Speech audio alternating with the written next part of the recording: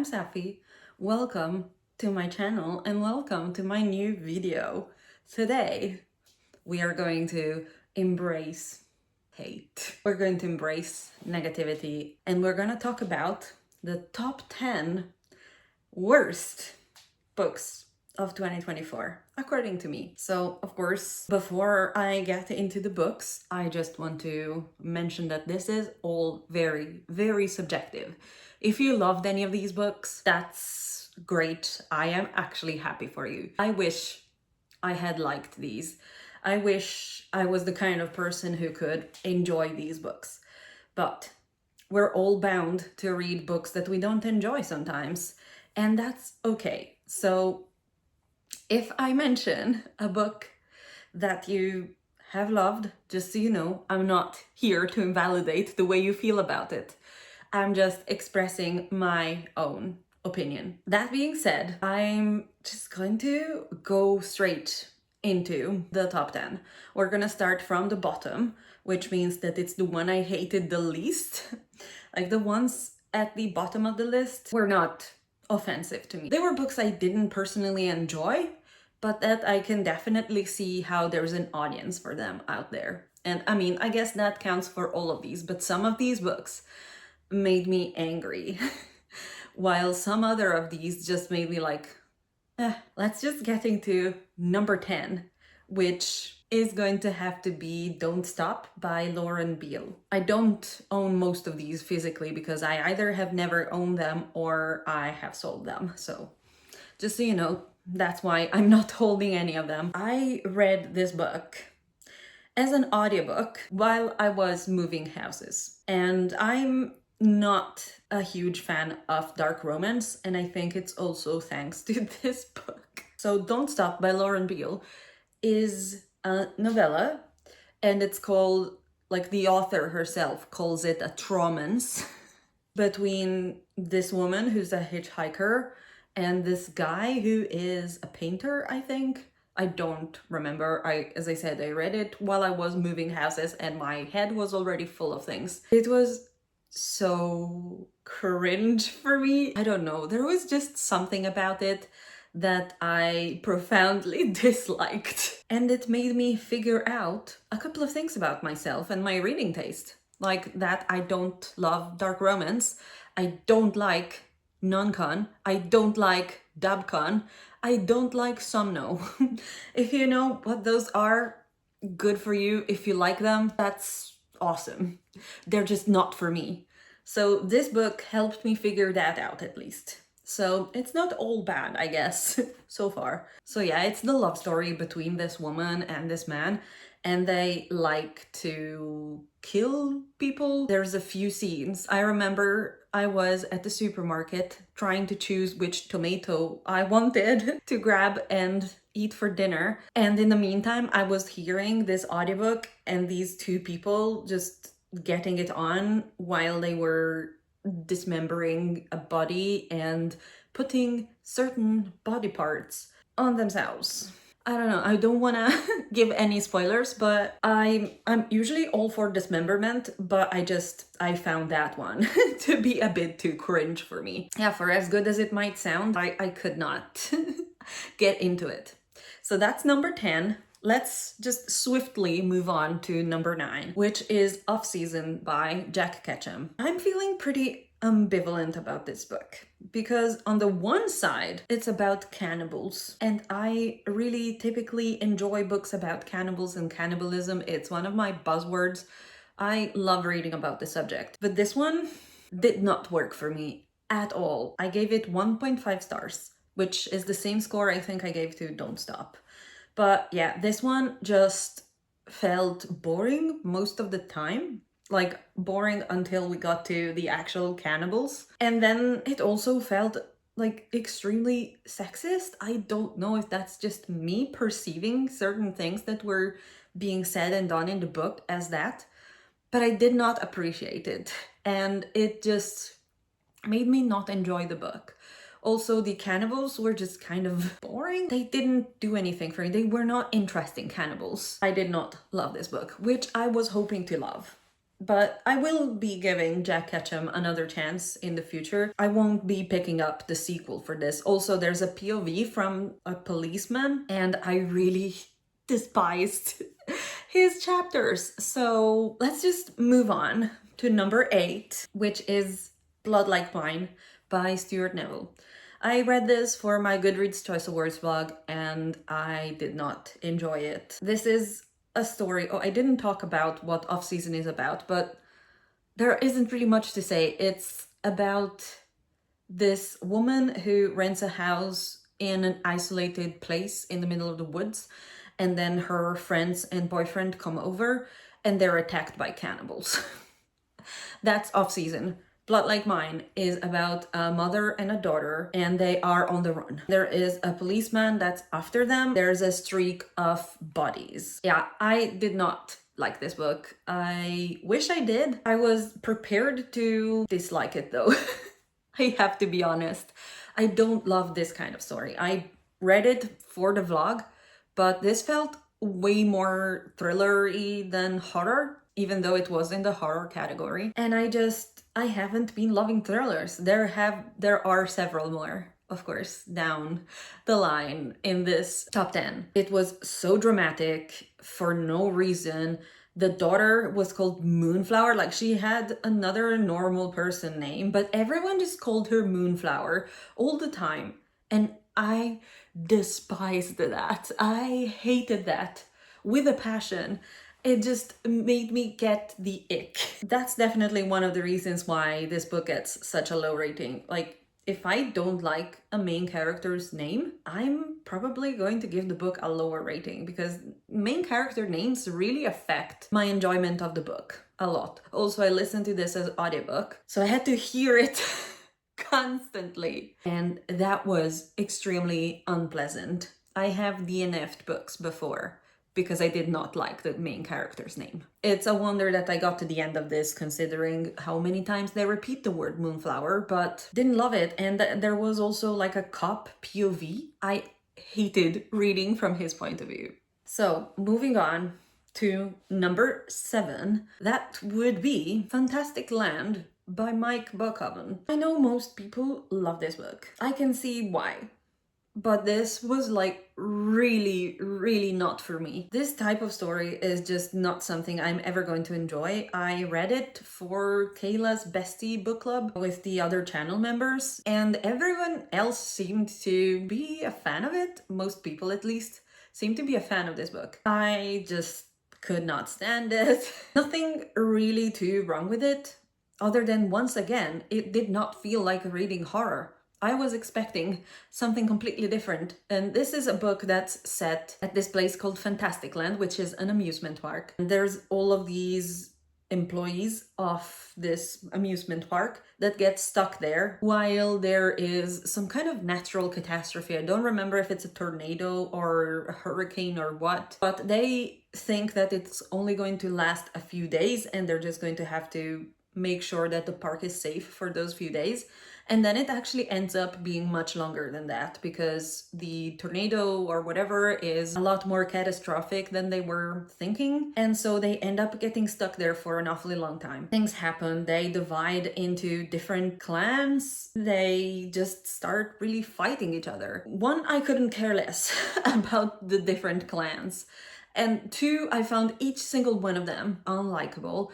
I couldn't stand anyone's perspective. There was literally just one chapter that I enjoyed, and it was about this one loner who goes into a building on his own and there's like some really spooky stuff happening. That was interesting. If the story had been all about that, I would have actually loved it. But no, that was not what it was about at all. It was about these different people putting each other in different clans and taking them so seriously and actually like killing each other. I don't believe it and I don't care and I just want it to be over. That's why it's in my top 10 worst. Because I could not stand this book. I had a physical copy of it. I sold it pretty much as soon as I was done with it. Let's move on to number 6, which is The Final Girl Support Group by Grady Hendrix. I'm a big fan of Grady Hendrix. I've loved all of his other books that I've read, and I've read most of them. But this one, I think it's so deep down the top 10 because I was expecting to love this. Like, I even loved How to Sell a Haunted House, which most people don't like. And I just could not find it in myself to enjoy any single part of this book. I kind of hated my time reading it. It was a huge, huge disappointment. And well, this is a horror slash thriller novel, feels more like a thriller, about these women who are all final girls. They all survived some kind of slasher, and they just have this little circle that's supposed to be some kind of therapy circle in which they talk about their experiences. I think it was that somebody starts trying to kill off all of them. I was bored. I was bored so much of the time. I did not jive with the humor, which is strange because I love the humor in Grady Hendrix' other books. But in this one, I found it annoying and I did not find any of it funny. I was just bored all the time. I found all of the characters unlikable. I could not bring myself to care about any of them. I don't want to talk too long about this one because it hurts, okay? It hurts for me as well that I did not love this. I wanted to love it so bad. I wanted to love everything by Grady Hendrix. So let's just move on to number 5, which is Butcher and Blackbird by Brynne Weaver. I buddy read this actually with a friend of mine, and I would never have picked it up otherwise. I really only read until the end of this because I was reading his comments along the way, and those were funny. The book sucked. The book was just terrible. I think that these two, like, of course, the plot, you probably already know, but if you don't, it's about 2 serial killers that fall in love. That's all you need to know about it. There isn't really any more depth to it than that. And they are the 2 dumbest serial killers to ever have been thought, written, put down on paper. I really think that these 2 should have been caught long ago. I don't understand how they could figure out all of these other crimes and never get caught while they were literally talking about killing people and their own victims in public places. Like they were just at the restaurant or at the bar or having dinner in a public place with a lot of people around them, and they were just like, oh yeah, remember that person I killed back there and that I decapitated or whatever. And I was like, hello, you're in a public place. They were talking on the phone to each other about the people that they were going to kill. How have these 2 not gotten caught? Also, there was no explanation on how they find their victims. Like, it says that they find these other bad people, these other serial killers to kill, because of course they are morally gray, which means that they do bad things for good, apparently. It never went into like what investigations they did in order to find these people to kill. They just magically found them most of the time. And I'm like, yeah, but how? How did you do this? Because obviously you're dumb as a brick and the FBI could not do it. So why can you? I despised this book. Okay, so number 4 is going to be The God of the Woods by Liz Moore. I know that this book won the Goodreads Choice Award category for mystery and thriller. And I know that most people really love this book. I was actually enjoying this for a bit. I didn't love the beginning. I found the middle actually kind of engaging. And then those reveals happened. And I wanted to throw the book into the fireplace. I'm sorry, no, absolutely not. Like, if you've got to write a thriller with twists like that, just don't write a thriller. Just don't write it. It was useless. I felt like this book was a waste of time. I did not love how the characters were written. I didn't feel like they had that much personality. I didn't really get attached to any of them. I did not mind as much that there were several timelines. And there were a lot of timelines, but I usually don't mind that sort of thing. And also the POV change, it's not something that I find offensive in any way. What I found offensive was both of the reveals the big reveals that come at the end, the solution of the mystery, was dumb. I thought it was offensively dumb, at least for me. I know most people like it, and I'm like, but why? It made me so angry for how much I hated that it ended like that. I sold that book too, by the way. I read it physically and then I sold my copy because I just did not want that book on my shelves. I understand that some people might like it and call it like a literary thriller. Oh yeah, by the way, I also forgot to tell you what this is about, but it's a thriller. It's a historical thriller about a couple of kids that go missing from a summer camp, and they are both the children of the people that own the summer camp. There you go. I hated it with a passion. Let's just move on and let's talk about my number 3. My top 3 most hated books of the year, and I actually own my number 3, which is really unfortunate because I hated it. It's Middle of the Night by Riley Sager. I still own this book only because I annotated it. I shouldn't have done that because then I could have sold it again. But I am planning on putting this in a little free library so I don't have to look at it. Because I can't sell it with my annotations. But yeah, this is also a thriller, and it's about this kid who goes missing in the 90s, and that kid was our main character's best friend, and they were sleeping in a tent in the garden when suddenly the tent gets cut open and his friend is kidnapped. And well, the mystery is still unsolved 30 years later, so this dude goes back and tries to solve it or something. I don't know. But yeah, this was dumb. I felt like Riley Sager wrote this thinking that his readers are dumb, because I hated all of the reveals, I hated all of the characters. There's literally nothing that saves this book. There was one character that I enjoyed, I don't remember his name, it was this one child that felt like it was the only character that had some sense in him. Everyone else sucked. Everything was just so convenient, and I hate the amnesia trope. I hate that with a passion. Like, if this man just remembered what happened, there wouldn't have been a mystery to begin with. Also, there were so many red herrings during this book that just, obviously, they led nowhere. They were red herrings, but I don't know, they were also dumb. So yeah, don't recommend. But the cover is pretty, so still doesn't save the book though. And then number 2 is also a book that I owned and that I sold at once as soon as I was done reading it. And that would be Murder Road by Simone St. James, which actually did come really, really close to being my worst. Both Middle of the Night and Murder Road could have been my worst of the year. Easily, because they were both terrible. They were both just the absolute worst.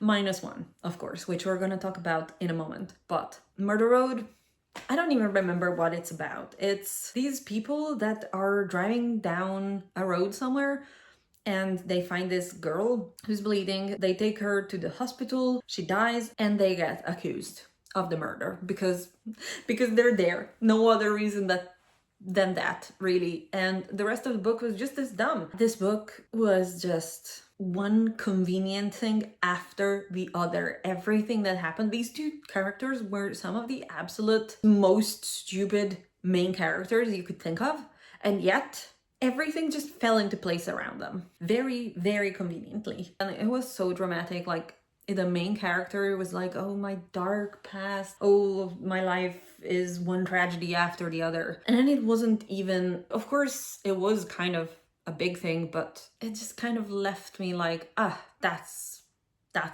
what it was. Okay. Also, the paranormal element that there was, it just also made very, very little sense. So yeah. And this too is a thriller that they put in the horror category for the Goodreads Choice Awards, and I will never really forgive them for that. It even made the final round. Who in their right mind would read this book and vote for it over all of the other books in the horror category? Like, I understand that we can have very different taste, but this is too much. Let's move on to my number 1, and that is none other than Sleep Tight by J.H. Markert. I've talked about this book many times by now because I've also read it for the Goodreads Choice Awards vlog, and I have mentioned it several times after that, but this was the absolute worst that I've read this year. This book made me angry. This book, I'm trying to sell it. Please, somebody buy this from me. I don't want to have it in my home anymore. I wish I'd never bought it. Wish I'd never spent my time on this and money, because this sucked. This is also a horror, which means it's a thriller that they've been marketing as horror because there's like one paranormal element in it. Don't fall for it. This is a thriller, not a horror. And it's a dumb one at that. So yeah, now I am questioning all of these people that wrote blurbs for it. Can't be trusted. Jason Uffett, can't trust him anymore. A.M. Shine, no. I won't be picking up anything because these authors blurbed them. This is like a story of this police officer whose father was also a police officer and was involved in catching this serial killer. And then we start the book as this serial killer is executed, and then from there some weird things start happening, like this policewoman, that's the main character, her daughter is kidnapped, her parents are killed, and she of course goes on a hunt to see who kidnapped her daughter and killed her parents. It doesn't even sound that bad when I put it like that. It could have been good. That's the thing that makes me most upset.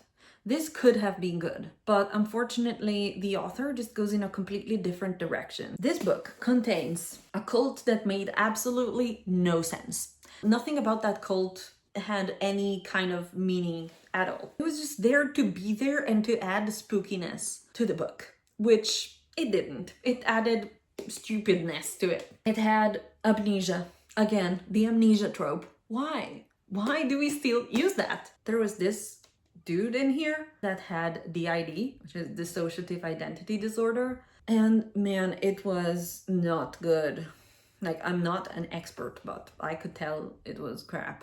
That representation was just not probably how it's supposed to be. It was like a plot device. It was just there to move the plot forward. Also, there was one random paranormal element that was just never explained. It was just there to be convenient. It was just there to provide answers and make the characters move forward. And that's it.